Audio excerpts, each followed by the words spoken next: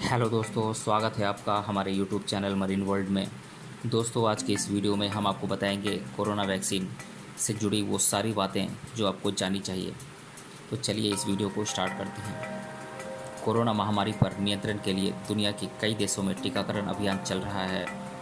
इससे जुड़ी सूचनाएं और सुझाव कई बार आपको पेचीदा लग सकते हैं, लेकिन कुछ बुनियादी तथ्य हैं जो आपको यह समझने में मदद करेंगे कि एक वैक्सीन आखिर काम कैसे करती है। वैक्सीन क्या है?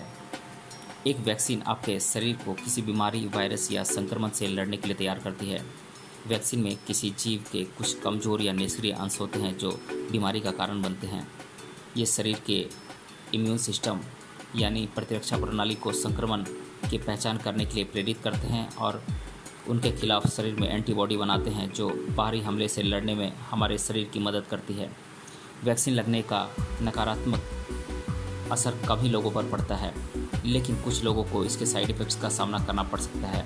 हल्का बुखार या खराश होना इसके सामान्य दुष्प्रभाव हैं। वैक्सीन लगने के कुछ वक्त बाद ही आप उस बीमारी से लड़ने की इम्यूनिटी विकसित कर लेते हैं। अमेरिका के centre of disease control and prevention (CDC) का कहना है कि वैक्सीन बहुत ज़्यादा शक्तिशाली होती है क्योंकि ये अधिकांश दवाओं के विपरीत किसी बीमारी का इलाज नहीं करती, बल्कि उन्हें होने से रोकती है। क्या वैक्सीन सुरक्षित हैं? वैक्सीन का ये एक प्रारंभिक रूप चीन के वैज्ञानिकों ने 10वीं शताब्दी में खोज लिया था, लेकिन 1796 में एडवर्ड जेनर ने पाया कि चेचक के हल्के संक्रमण की एक डोज चेचक के गंभीर संक्रमण से सुरक्षा दे रही है। उन्होंने इस पर और अध्ययन किया। उन्होंने अपने इस सिद्धांत का परीक्षण भी किया और उनके निष्कर्षों को 2 साल बाद प्रकाशित किया। तभी वैक्सीन शब्द की उत्पत्ति हुई।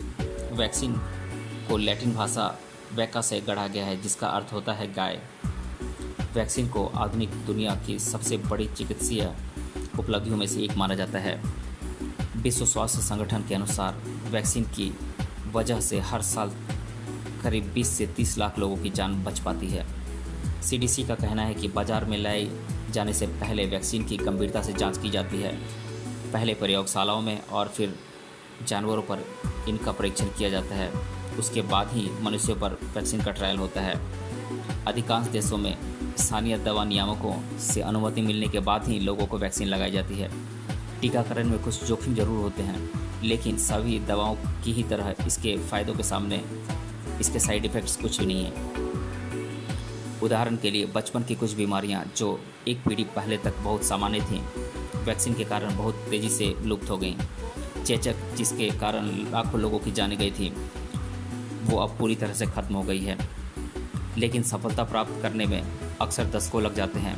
वैश्विक टीकाकरण अभियान शुरू होने के लगभग 30 साल बाद अफ्रीका को अकेला पोलियो मुक्त देश घोषित किया गया है। यह बहुत लंबा समय है।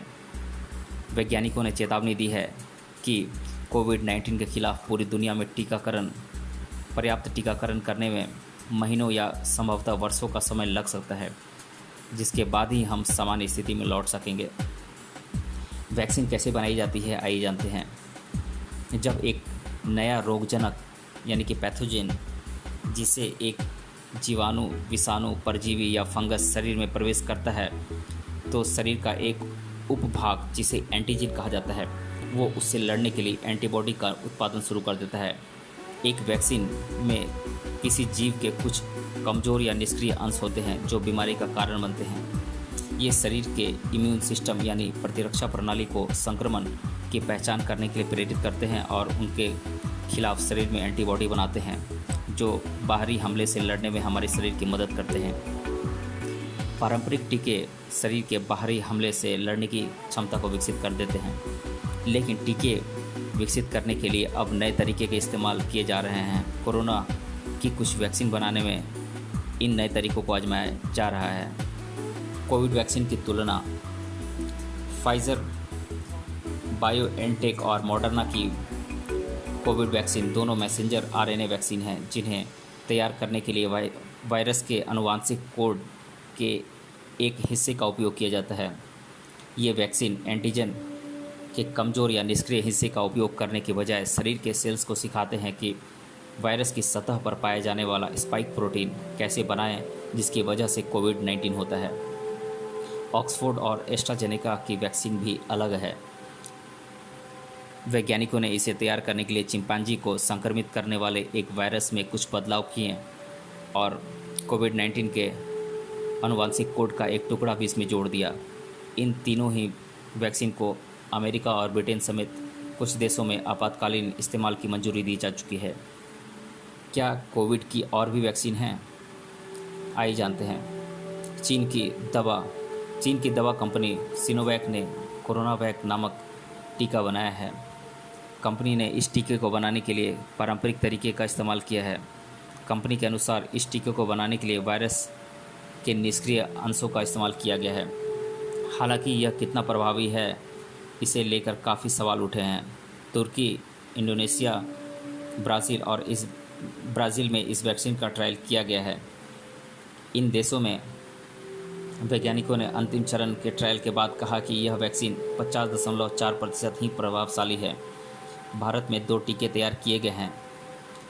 एक का नाम है कोविशील्ड, जिसे एस्ट्राजेनेका और ऑक्सफोर्ड यूनिवर्सिटी के वैज्ञानिकों ने तैयार किया है और सीरम इंस्टीट्यूट ऑफ इंडिया ने इसका उत्पादन किया।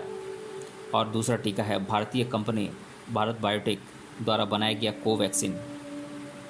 रूस ने अपनी ही कोरोना वैक्सीन तैयार की है जिसका नाम है स्पुतनिक 5 और इसे वायरस के वर्जन में थोड़ा बदलाव लाकर तैयार किया गया है। क्या मुझे कोविड वैक्सीन लेनी चाहिए? कहीं भी कोविड वैक्सीन लगवाना अनिवार्य नहीं किया गया है, लेकिन ज़्यादातर लोगों को यह सलाह दी जाती है कि वे वैक्सीन लगवाएं। हालांकि स्वास्थ्य संबंधी परेशानियों से जूझ रहे लोगों के मामले में यह अपवाद है। सीडीसी का कहना है कि वैक्सीन न सिर्फ कोविड-19 से सुरक्षा देती है बल्कि दूसरों को भी सुरक्षित करती है। इसके अलावा सीडीसी टीकाकरण को महामारी से बाहर निकलने का सबसे महत्वपूर्ण जरिया भी बताती है। विश्व स्वास्थ्य संगठन का अनुमान है कि संक्रमण को रोकने के लिए कम से कम 65 से 70% लोगों को वैक्सीन लगानी होगी, जिसका मतलब है कि ज़्यादा से ज़्यादा लोगों को टीका लगवाने के लिए प्रेरित करना होगा।